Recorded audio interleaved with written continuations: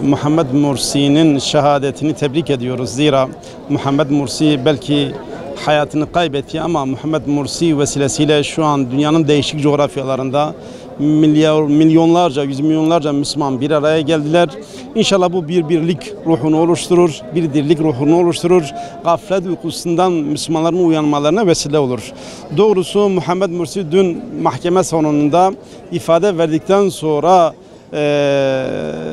şehit düştü deniliyor. Biz bunu şehadet olarak görüyoruz. Biz inanıyoruz ki muhakkak Sisi ve avanesi Muhammed Mursi'den kurtulmak istiyor. Zira hala bütün dünya Muhammed Mursi'yi Mısır'ın meşru Cumhurbaşkanı onu olarak görüyorlar ve dolayısıyla bunu kırmak için uzun soluklu belki süreç içerisinde bir zehirleme mi ya da bir farklı cinayet senaryosuyla karşı karşıyayız. Zira daha önce defalarca açıklama yapılmış, yıllardır Muhammed Mursi'nin tedavi görmediğini, şeker ve tansiyon hastası olduğunu zaten kamuoyu bilmekte ve dolayısıyla velev ki onların dehli olmamış olsa bile Mısır'ın 5000 yıllık tarihinde ilk sefer halk tarafından seçilen bir cumhurbaşkanının Amerika'sıyla, İngiltere'siyle, Fransa'sıyla, belki İsrail'iyle tırnak içerisinde kurmuş oldukları demokrasi putunu kendileri yemesiyle Muhammed Mursi ve hükümeti Mısır'da düşürüldü ve 5 yıldan daha fazla Muhammed Mursi cezaevinde ve cezaevinde onunla beraber binlerce Müslüman cezaevinde kalmakta.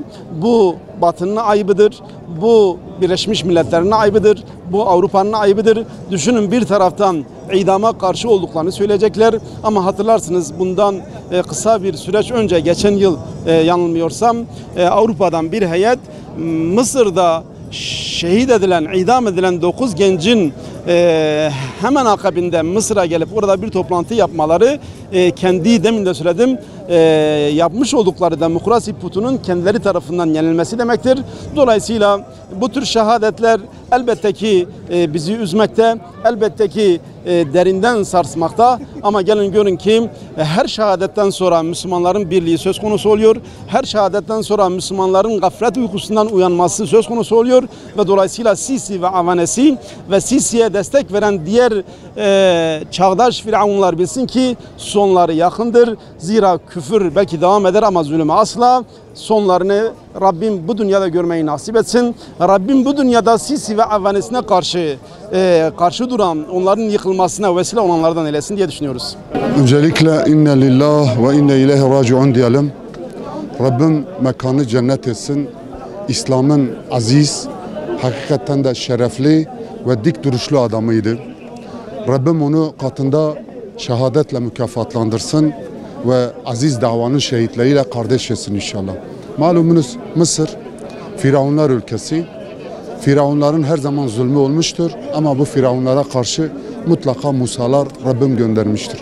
İşte asrımızın firavunlarına karşı Mısır'da hakikaten zamanın ve asrın Musa'sı olarak diyebileceğimiz Mursi'yi Rabbim muvaffak ve muzaffer kıldı. Mısır tarihinde ilk defa seçilmiş bir cumhurbaşkanı, halk tarafından seçilmiş ve çoğunlukla seçilmiş bir cumhurbaşkanı. Fakat gel gör ki başta İsrail olmak üzere bütün emperyalist güçler İslami bir şahsiyetin hele Hasan el-Banna gibi mukaddes bir davanın kurucusu olan İhvan'ın altyapısında yetişmiş olan bir insanın cumhurbaşkanı olarak seçilmesine tahammül edemeyen Batı emperyalizmi başta İsrail olmak üzere oradaki İslami hareketi ve Müslümanların gelişini Orta Doğu'da İslam'ın kardeşliklerinin bütünleşmesiyle alakalı endişelerinden dolayı ne yaptılar? Devrim dedikleri o alçakça zulmü malumunuz Mısır'da gerçekleştiler ve Mısır'da birçok binlerce kardeşimiz şehit oldu, yüzlerce ocaklar söndü, binlerce insanlar hicret etmek zorunda kaldı ve binlerce kardeşimiz zindanlara tıkıldı.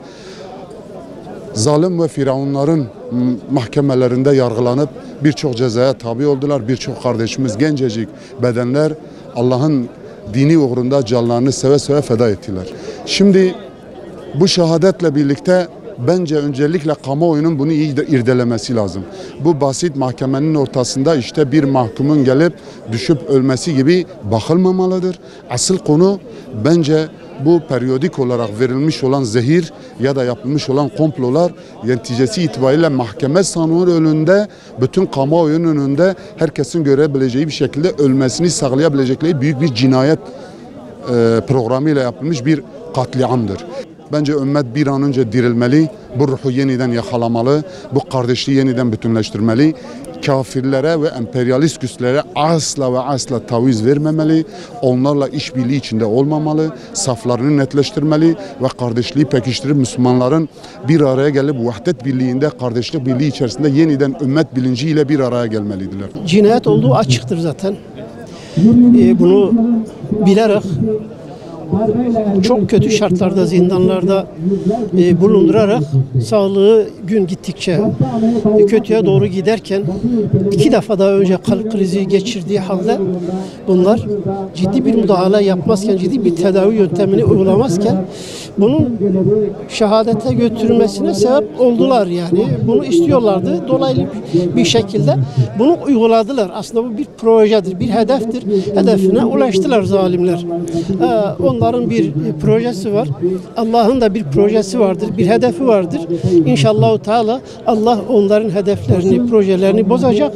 Allah'ın hükmü galip gelecektir inşallah Teala Mısır'da. Şehit Mursi'nin şehadeti inşallah bütün İslam dünyasında gerek Dünya Müslüman Alimler Birliği gerek ülkemizdeki İttihad-ül Ulema ve MEDAV gibi İslami camiaların içerisinde ciddi bir hareketlenmeye vesile olacaktır. Halkın uyanışına vesile olacaktır. Zulmün yüzünü daha güzel bir şekilde keşfedilmesine vesile olacaktır. Ve zulme karşı ne yapılması gerektiğini, önceden tedbirlerini almaları gerektiğini düşündürecektir inşallah. Rabbim ümmete birlik ve beraberlik nasip eylesin. Rabbim şehitlerimizin kanını heder değil, bereketli kılsın bizler için, bizim uyanışımıza vesile kılsın diliyorum.